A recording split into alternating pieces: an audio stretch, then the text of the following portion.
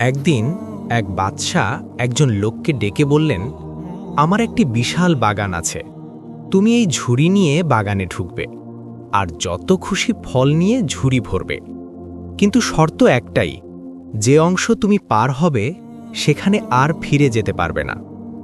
লোকটি ভাবল, এ তো খুব সহজ কাজ। সে বাগানে ঢুকে দেখে চারদিকে পাকা ফল, গাছে গাছে ঝুলছে সুন্দর ফল। কিন্তু সে বলল, এগুলো না, সামনে নিশ্চয়ই আরো ভালো ফল আছে। সে সামনে এগিয়ে গেল। এখানে ফল আরো সুন্দর, আরো বড়। মনে মনে ভাবল, আচ্ছা একটু সামনে যাই, শেষ অংশে নিশ্চয়ই সবচেয়ে সেরা ফল পাব। এভাবে এগোতে এগোতে সে পৌঁছে গেল বাগানের শেষ প্রান্তে, কিন্তু সেখানে একটাও ফল নেই। গাছ আছে কিন্তু ফল নেই।